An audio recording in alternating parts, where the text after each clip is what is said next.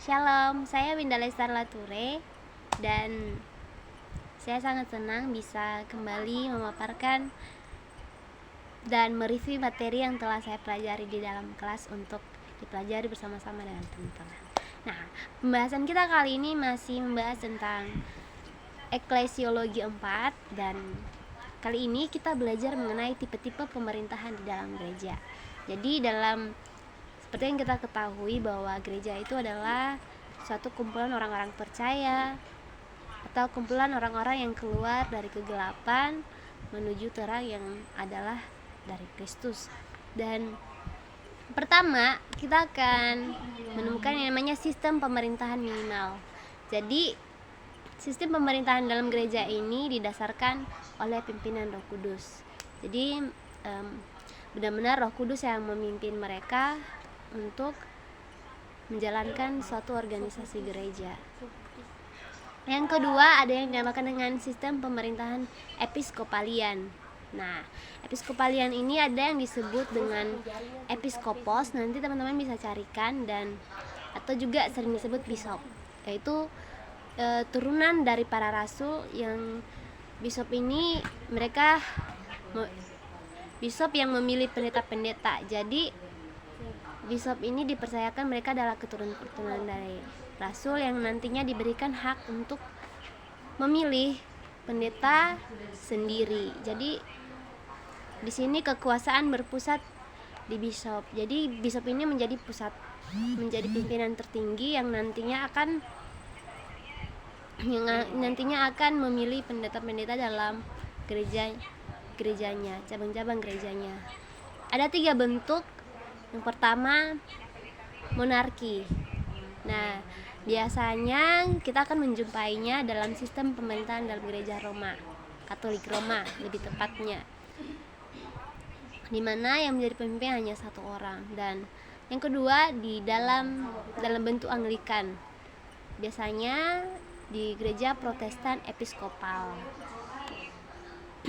Jadi mereka dijadikan sebuah badan organisasi di mana nanti di sini ada 1 orang yang memilih pendeta-pendetanya sendiri.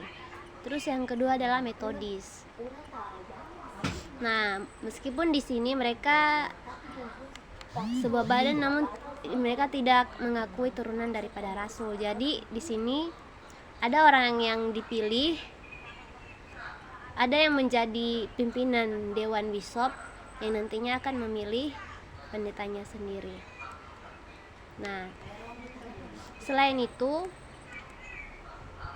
yang ketiga kita akan belajar dalam sistem pemerintahan gereja juga, yaitu presbyterian.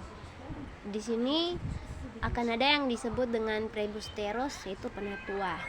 Nah, di sini penatua itu yang akan pemerintahan dipegang oleh penatua yang telah dipilih. Jadi penatua ini dipilih oleh jemaat yang nantinya akan dipercayakan untuk mengelola, yang akan dipercayakan untuk memilih pendetanya. Terus yang keempat itu sistem kongregasional, di mana pemerintahannya itu benar-benar dipegang oleh jemaat dan mereka itu berfungsi sebagai suatu kesatuan tubuh orang percaya yang dipimpin oleh Roh Kudus di bawah pimpinan Kristus. Nah, jadi dalam sistem pemerintahan gereja kongregasional ini, setiap gereja lokal itu bersifat otonom. Jadi mereka mengatur jadi jemaatnya yang mengatur bagaimana berjalannya satu kegiatan dalam gereja atau organisasi yang ada di dalam gereja. Dan di sini setiap pemimpin gereja dipilih oleh jemaat dengan pengambilan suara. Jadi benar-benar hak suara dalam pemilihan pendeta itu berada di tangan jemaat lokalnya. Nah, di sini juga kita akan belajar mengenai penjabat yang ada di dalam gereja lokal. Pertama ada yang disebut dengan penatua. Nah, penatua ini seperti yang saya sebutkan tadi, sering juga disebut sebagai presbyteros. Atau lebih tepatnya mereka adalah orang-orang yang berhikmat, bijaksana dalam harga diri dan kekuasaan, seperti yang dituliskan di dalam 1 Timotius 5 ayat 17. Jadi mereka bukanlah orang-orang sembarangan, melainkan karena mereka memang benar-benar orang yang sudah memiliki hikmah dan bijaksana, dan mereka memang diberikan kekuasaan dalam gereja tersebut. Nah, terus yang kedua ada yang disebut dengan bishop. Nah, bishop ini atau pengawas yang akan mengawasi. Seperti yang tadi kita telah pelajari di bagian atas, dalam satu sistem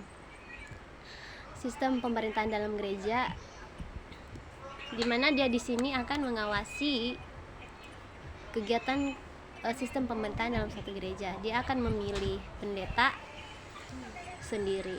Dan salah satu kasus yang akan kita jumpai di Filipi 1 ayat 1. Terus ada yang disebut dengan pastor atau poimen.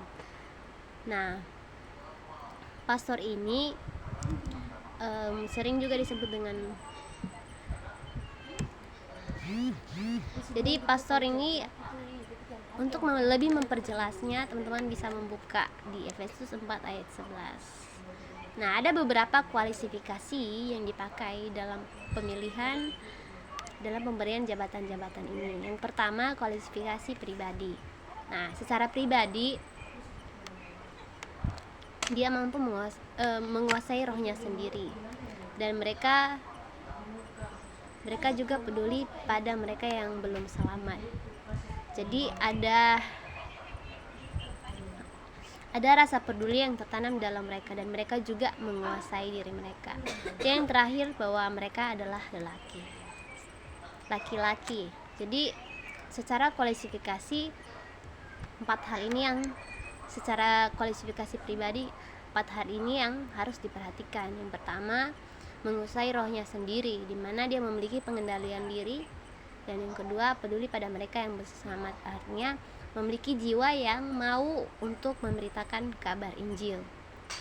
Yang ketiga yaitu menguasai diri, jadi tidak lagi hidup di dalam kehidupan duniawi. Dan yang keempat yaitu berjenis kelamin laki-laki. Nah, sedangkan kualifikasi dalam keluarganya yaitu dia haruslah suami dari satu istri. Dan yang kedua, anaknya tidak memberontak atau tidak melakukan hal-hal yang tidak baik ya, dan dia mampu mengatur keluarganya sendiri dengan baik. Jadi orang ini bisa jadikan sebagai penetua atau mungkin sebagai pejabat dalam jabatan, memiliki jabatan dalam gereja ketika memiliki kualifikasi ini. Kualifikasi yang terakhir yaitu secara sosial, di mana secara lingkungan sosialnya itu memiliki relasi yang baik atau reputasi yang baik di lingkungan gereja. Jadi tidak hanya di dalam gereja dia memiliki hubungan yang baik, tetapi di luar gereja pun dia memiliki hubungan yang baik dengan masyarakat. Terus yang kedua, mampu berhubungan baik dengan orang lain. Nah, yang keempat, kita akan memiliki kualifikasi di mana dia bersikap profesional. Secara profesional, dia bukan untuk memiliki jabatan dalam sistem pemerintahan gereja. Yang pertama, dia bukanlah petobat baru atau orang yang memang sudah benar-benar bertobat dan sudah lama memiliki pengalaman hidup dalam Kristus. Dan tentu dia tidak dimotivasi oleh uang, di mana kita ketahui bahwa ketika melakukan pelayanan, menjadi fokus utama kita adalah melakukan yang terbaik untuk kemuliaan Tuhan, dan uang bukanlah yang menjadi tujuan utama. Terus memperlengkapi orang-orang kudus, di mana tujuan utama ketika dipilih memiliki jabatan tertentu, maka diharapkannya tentunya untuk memperlengkapi orang-orang kudus yang bersatu dalam satu kumpulan orang-orang percaya. Yang keempat yaitu menginjili. Jadi mampu menyampaikan kabar baik kepada orang-orang yang memang belum bertobat, dan dia juga mampu mengembalakan jemaat Allah, di mana dia bisa menjadi pemimpin dalam suatu lingkungan, di dalam suatu gereja. Jadi memang memiliki jiwa kepemimpinan. Selain itu, dia juga harus mampu untuk mengajarkan tentang kebenaran firman Tuhan tentunya. Dan Selain itu memimpin dan mengatur gereja dengan baik. Jadi kualifikasi ini yang harus dimiliki untuk menjadi pejabat dalam suatu gereja. Yang kelima, kualifikasi doktrin. Tentunya ketika kualifikasi lainnya sudah terpenuhi, maka ada satu hal yang tidak boleh dilupakan, yaitu apa doktrin yang dia pegang. Dan tentunya harus memegang teguh doktrin apolistik atau pengajaran perjanjian baru, seperti yang dikatakan dalam Titus 1 ayat 9. Jadi itu yang bisa saya sharingkan. Semoga bisa menjadi berkat buat teman-teman yang menonton. Tuhan Yesus memberkati.